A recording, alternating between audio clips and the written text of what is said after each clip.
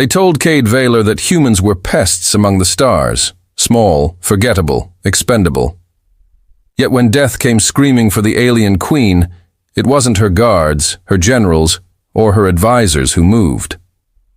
It was him, broken, scarred, and human, and that made all the difference.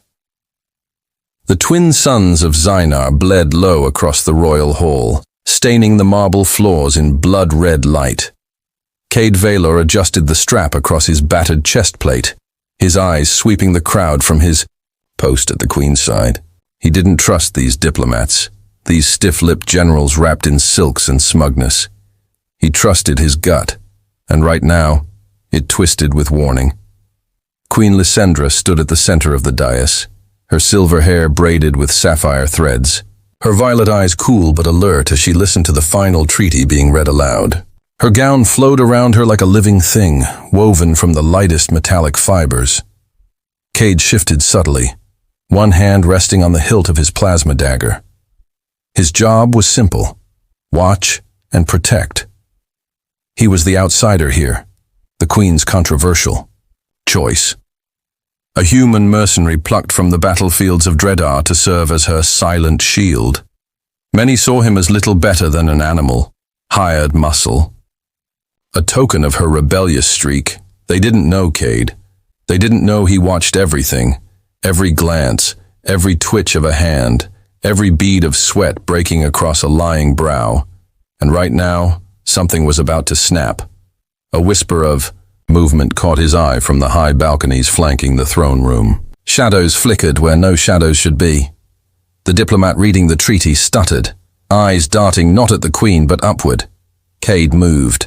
The moment cracked open like a gunshot. From the balconies, a dozen black-cloaked figures leapt into the open air, crossbows raised. Sleek, poison-tipped arrows sang through the hall like vipers unleashed. The Queen's guards hesitated, stunned by the sudden attack. But Cade didn't. With a roar, he launched himself across the marble steps.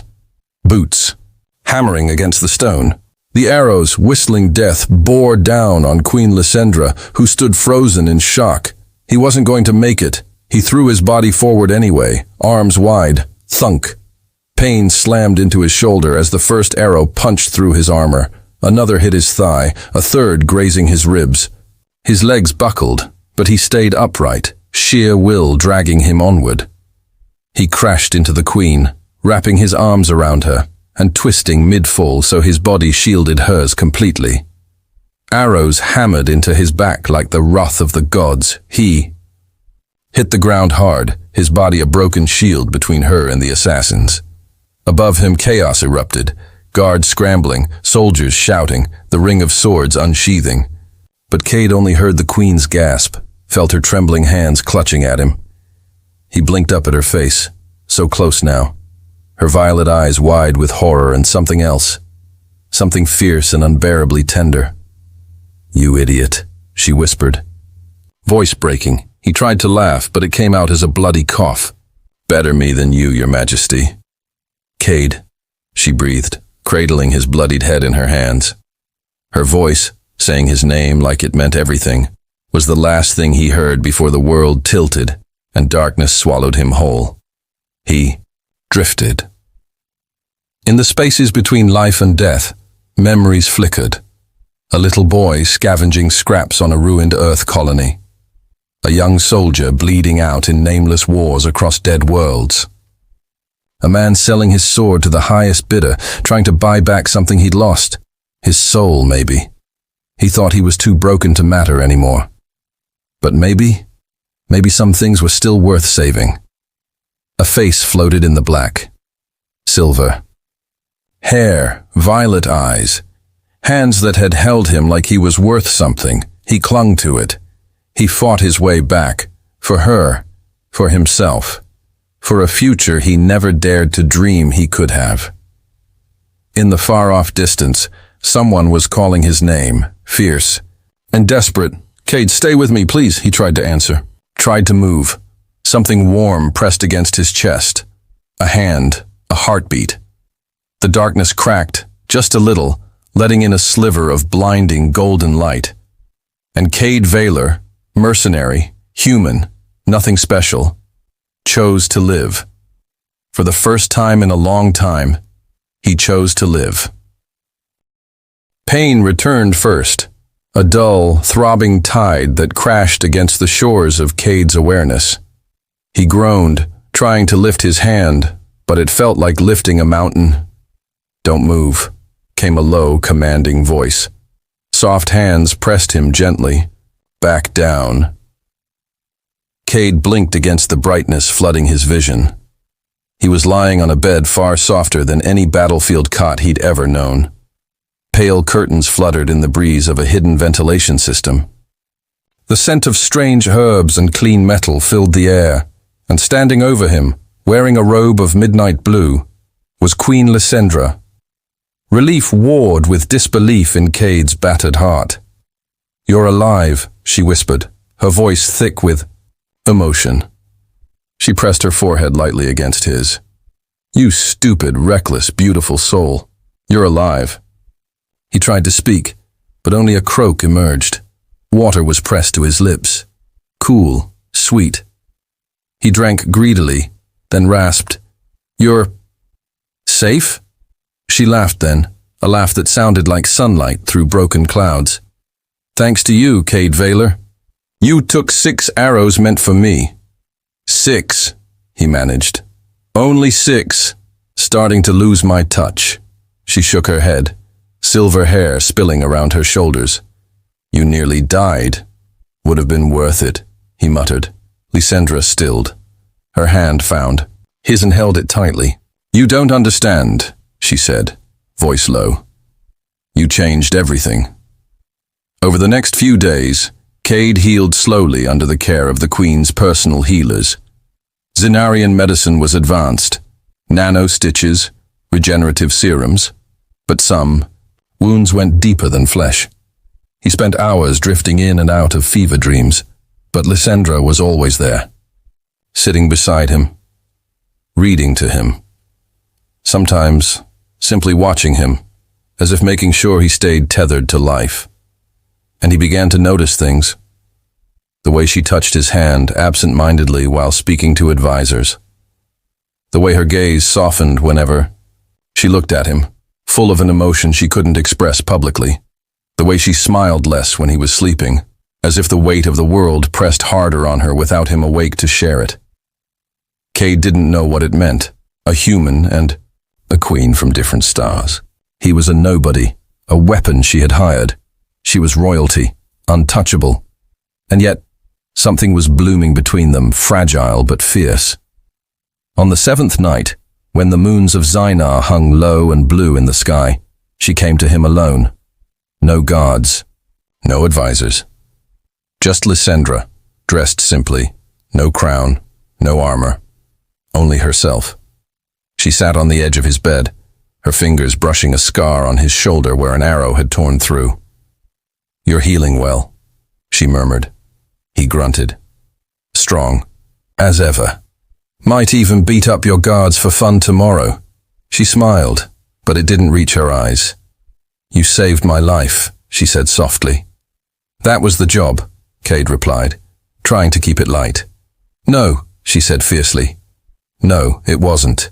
She leaned closer, her hand cupping his jaw with exquisite gentleness. "You could have run. You could have hidden, but you chose me. You chose to save me." Her eyes shone with unshed tears. "And I..." She faltered, voice trembling. Cade reached up with effort and covered her hand with his. "Say it," he rasped. "I love you," she whispered. The words hung between them, fragile and incandescent. Cade's heart stuttered painfully. He wanted to believe it. He needed to. But reality crashed down. The assassins, the political alliances, the impossibility of it all. "Lysandra," he said roughly. "I'm just a soldier, a human nobody." She smiled through her tears. "You're my hero." Before he could argue, she kissed him. Not the kiss of a queen to a subject, but of a woman, to a man she loved fiercely, desperately, against all reason. And Cade kissed her back, pouring into it every broken piece of himself, every longing he'd buried deep. Their lips parted, breathing ragged. "I don't care what the council says," Lysandra said, voice steel beneath the silk. "I will not hide what I feel. I will not lose you." "You'll start a war," Cade warned hoarsely. "Then let them come," she said. "I'd rather fight for love than live a life dictated by fear." And in that moment, Cade realized he wasn't just her shield anymore. He was her partner, her equal, her chosen.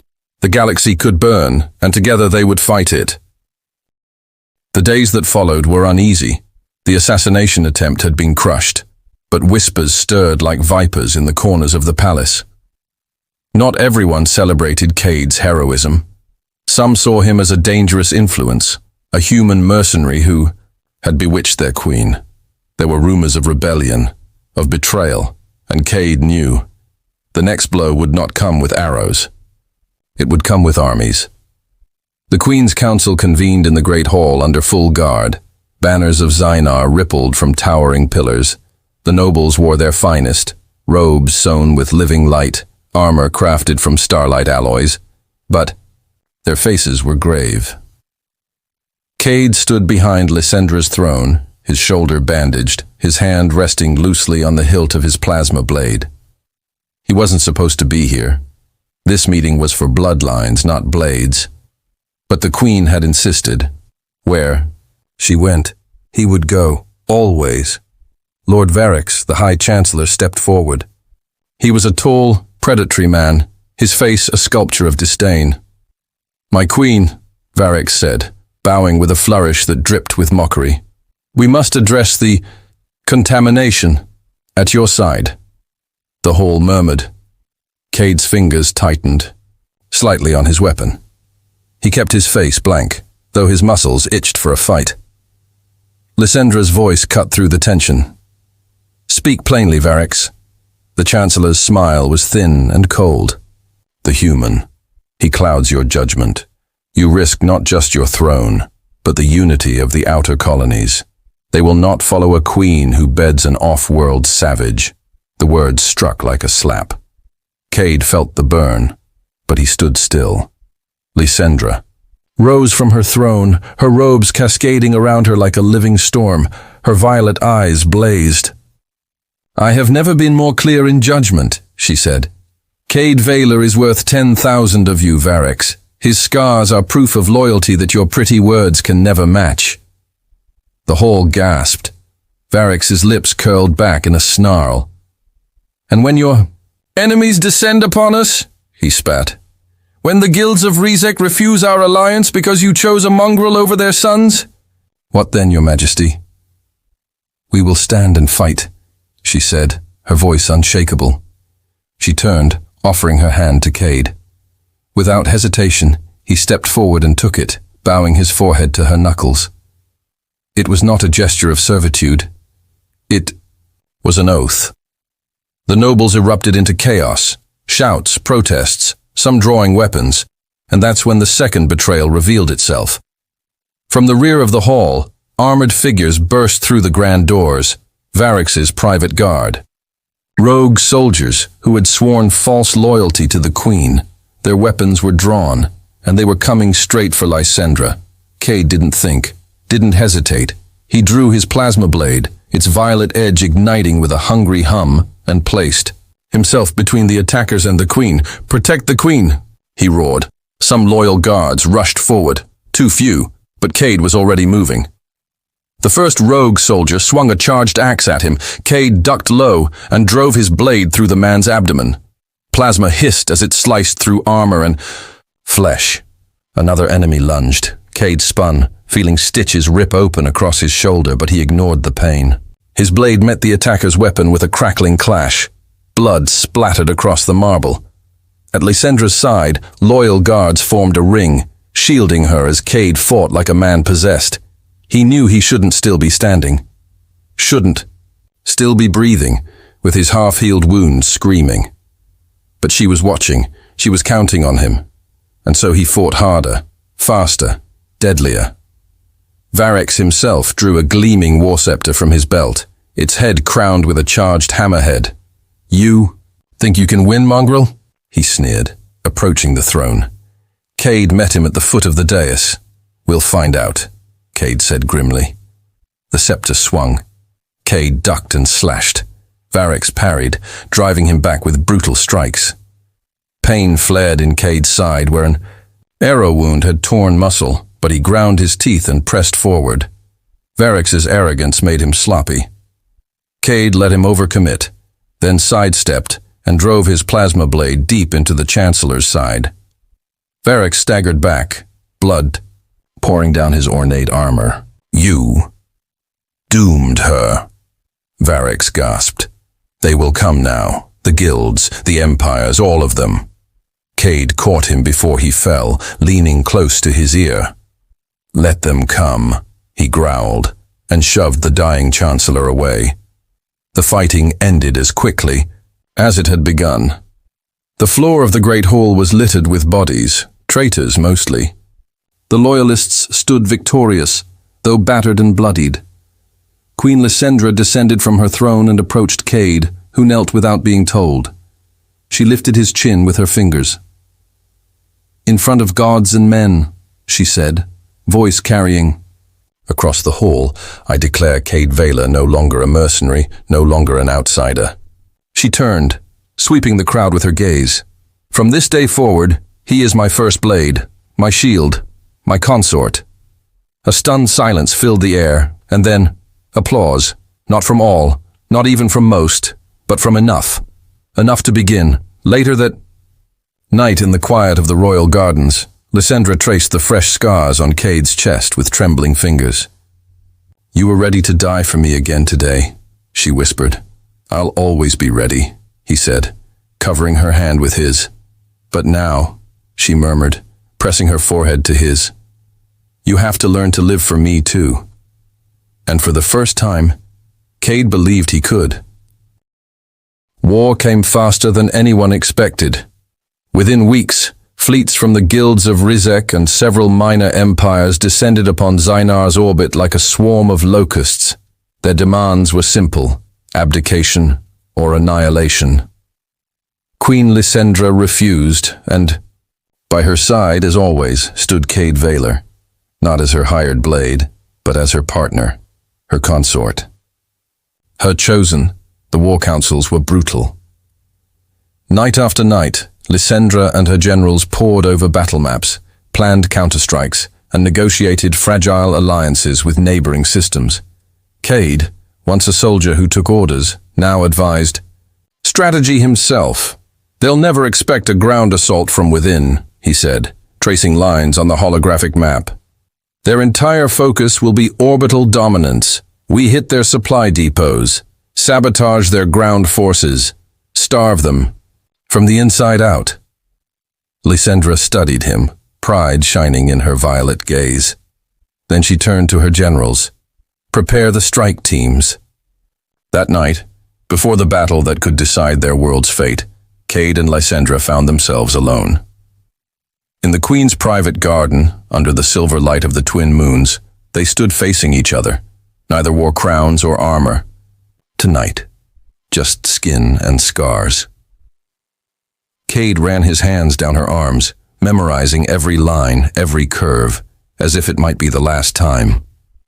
"You should stay here," he said hoarsely. "Lead from the palace. If anything happens to you..." She silenced him, with a fierce kiss. When they parted, her voice was low and unyielding. "I will not send others to bleed and die for my freedom while I cower behind stone walls. I lead by standing with them." "Then I'm standing with you," he said. "Always," she whispered. The mission was madness.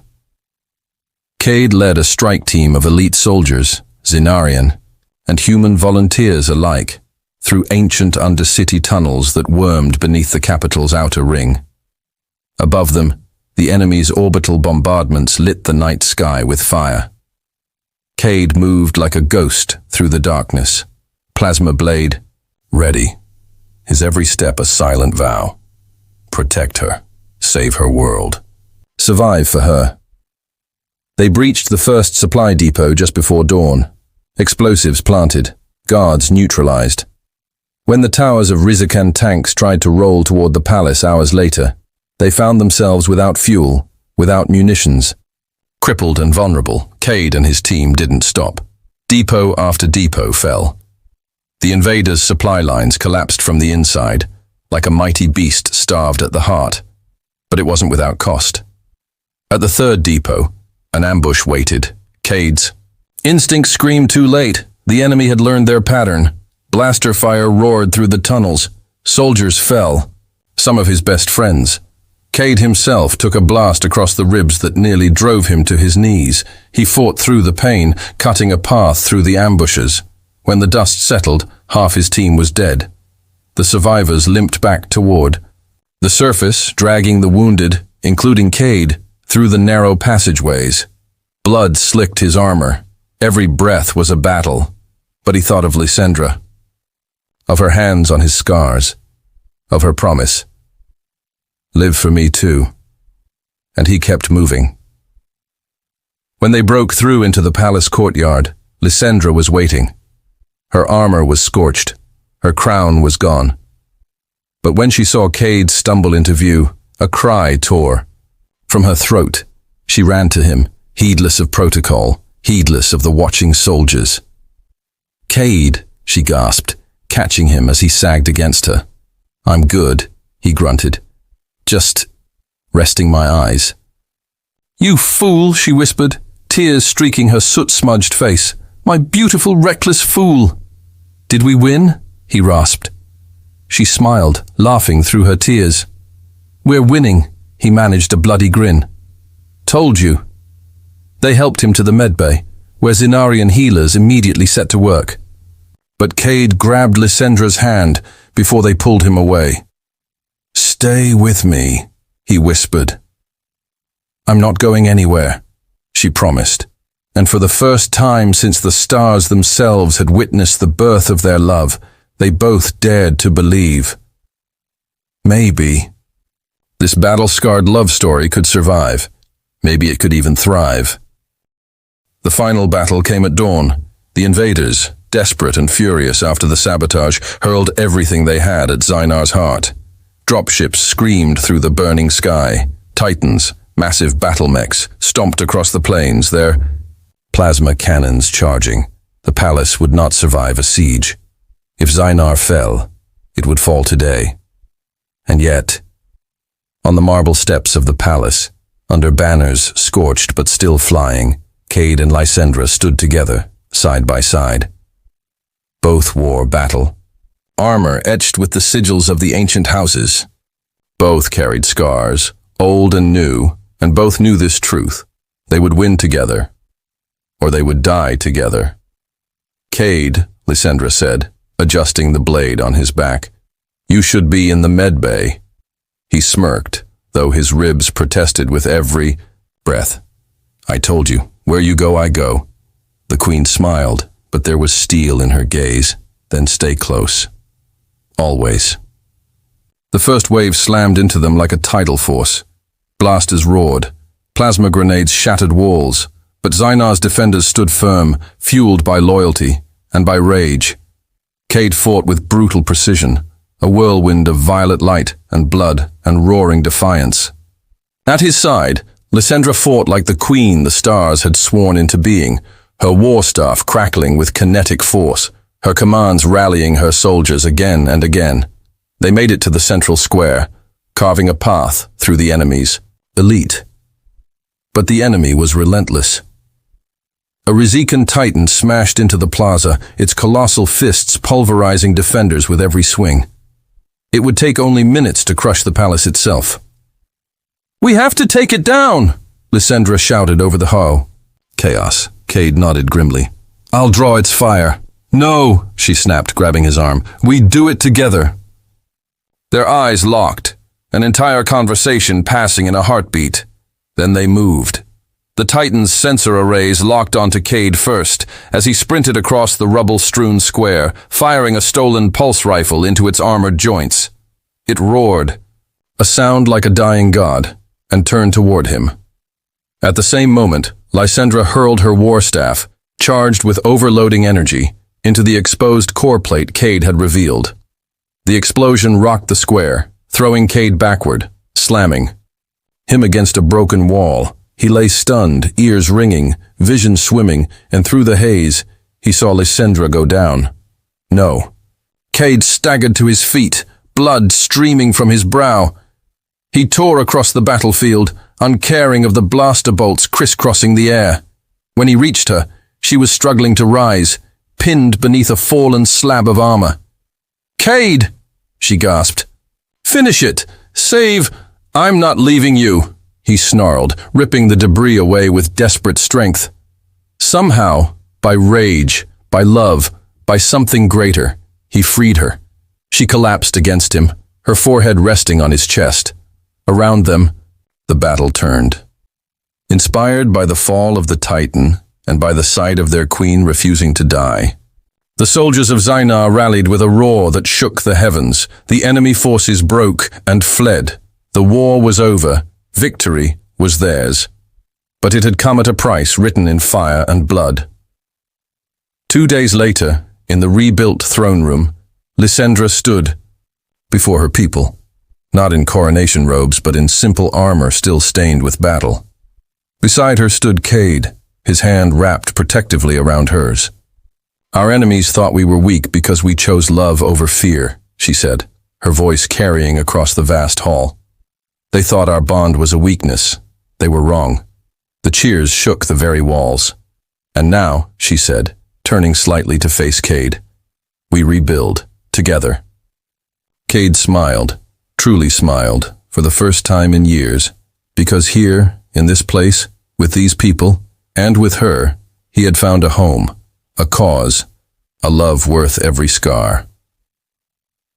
Later, beneath the endless stars of Zynar's sky, Cade traced the queen's, hand with his own, memorizing her touch once more. "You once asked me to live for you," he said, his voice rough. "And you did," she whispered. "No," he said. "Not just live. You made me hope again." She smiled, fierce and beautiful. "And you gave me a kingdom worth fighting for." Above them, the stars shimmered, ancient and eternal. But down here, between a scarred warrior and a fearless queen, something even more powerful had been born. A love that no war could conquer. A future that no empire could steal. If you believe in love fierce enough to change worlds and courage strong enough to defy empires, then Cade and Lysandra's story doesn't end here. Create your own battles. Fight for your own kingdoms. Love with all your scars, because sometimes the greatest victories are won not with armies, but with hearts.